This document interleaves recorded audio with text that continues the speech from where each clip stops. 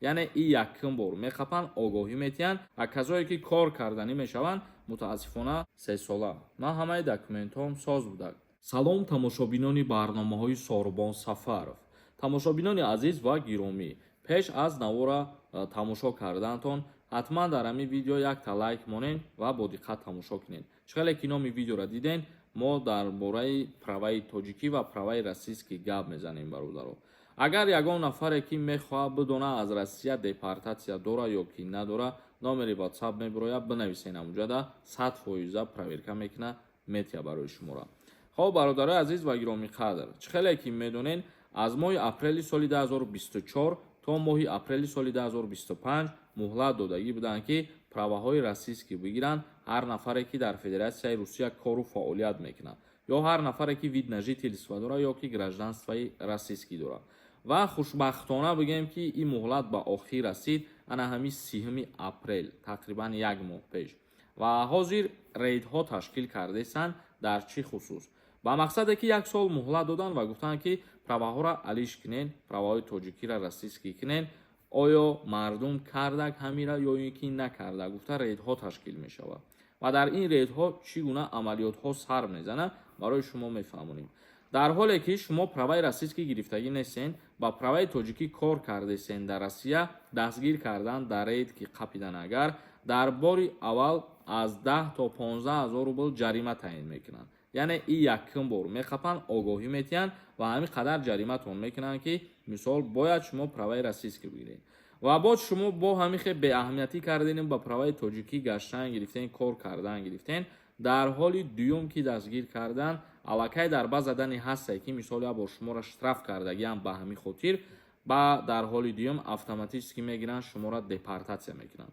ба ҳамин хотир касе ки кор карданияй мисол ба праваи тоҷикӣ кор накунед, чунки зарари хитон мешавад. праваи тоҷикӣ ба кор мебиёяд танҳо барои корои шахсии хитон, мисол ба мошини худат як ҷо мера, як ҷо истироҳат мера, як ҷо сайёҳат мера, як бозор мера, як магазин мера, барои ҳамин хели коро мешавад истифода бурда. камтар комментарияҳои шуморо мехонем, ба саволотон ҷавоб мегардонем. бо диққат гӯш кунем. ширкати Шифофармо ҳиҷомаи ройгонро дар шаҳри Москва барои шумо пешниҳод мекунад. Инчунин доруҳои гиёҳӣ барои простатит, доруҳо барои қадро баланд кардан, барои мӯи сар ва риш баровардан, барои фарбе ё хароб шудан. боварӣ надоред, худи ҳозир дар рақамҳои рӯи экран дар тамос бошед. Шифофармо дар хизмати шумо. таҳир нависондай, раҳмат ба шумо. хабарҳои муҳимай барои мо ғарибо пешравии коротона хоҳонем.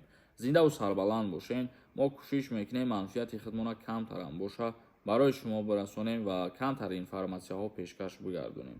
аз мо вақт ҷудо кардан барои шумо видео кардан, аз шумо ҳам вақт ҷудо кардан, тамошо кардан ва фоида гирифтан ба худтона. як нафари дигар нависондай: ассалому алайкум бародар Сорбон. зинда бошӣ, худованд нигаҳбонат бошад. документ дорум, яъне патент дорум, регистратсия дорум, ҳама 100%. метавонам ватан биём 15-20 сум обратно Москва. метавонам биём. бародари азиз, вақте ки патент дорен, регистратсия дорен, фаромӯш накунед ки доштани трудовой договор ҳам ҳатмӣ мебошад. ва трудовой договор надоштан ин аллакай худаш як нарушение мешавад. ва вақте ки шумо мебиёем ба ҷумҳурии Тоҷикистон, пеш аз рафтанатон тавсияи мо доима мия ки як бор шуғли аҳолӣ бирем, уҷа ҷои шиноснома ва раводид ҳастае, корхонаи ҳастае ки даниёи шуморо мефаҳманд, ҳамаша отпечатки супорида, ҳамаша мегӯям барои шумо. ва баъд дилпурона хоҳем мерем. як нафари дигар нависондае ки салому алайкум, мара дар Воронеж ҷарима карданд.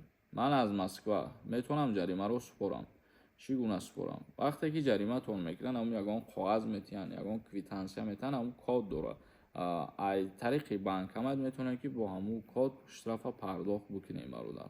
Назаров нависондай: суди мисли Россия дар Тоҷикистон барои аз хизмати ҳарбӣ гаштан действит мекунад. бале, мекунад. доғи судӣ ки гирифтен, аллакай вай дар ҳама ҷо ба ҳисоб меравад. Нозимов нависондай: салому алайкум ака. ман 18 октябр дар Тоҷикистон шудам. номам дар рӯйхат баромад. метавонам рафта ҳозир.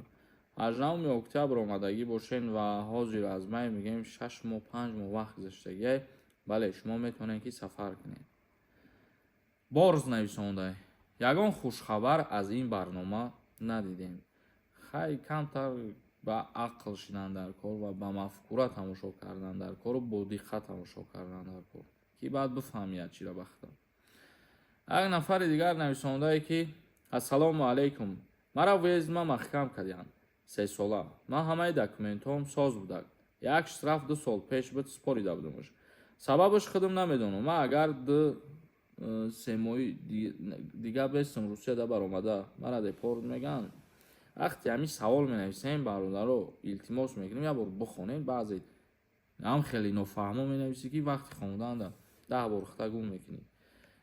вақте ки худат намедонӣ сабаб чия ва бе ягон сабаб тра агар депортатсия кардагӣ бошанд, ту метавонӣ ки барои ба мақомотҳои болоии Русия ариза пешниҳод кунӣ ва дар ҳақиқатан доказат кунӣ бо факту далел ки тра бе ягон причина ҳамин кора кардагиянд, имконият калонае ки запрети тра кушода кунанд аз нав. ҳоҷӣ нависондай: салому алайкум ака, ман 3 моҳ шид бе документ кор кардаистам. Мара қапан депорт мекунанд ё 3 моҳ маҳкам? Ҷавоб де: бе документ кор кардан нарушение ба ҳисоб меравад ба хотире ки муайян кардиам барои шумо патент гирифтанам ва аз ҳама барои шумо хуб ҳамияе ки бирен ба хоҳиши худтон ҳозир ба сахр ва муроҷиат кунед, шуморо бе ягон проблема патент карда метиҳанд.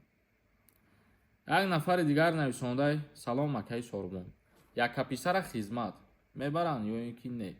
нафарҳое ки як фарзанд мебошед дар оила аз даъваткунӣ ба хизмати ҳарбӣ озод ҳастед, вале бародарои азиз, худтона бояд ҳатман дар қайд гузошта бошед.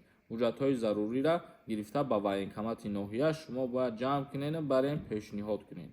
зиндаву сарбаланд бошед. Савол боша боз бинависед дар комментария. то видеоҳои дигар, худованд ҳамаи мо шуморо нигаҳбон бошад.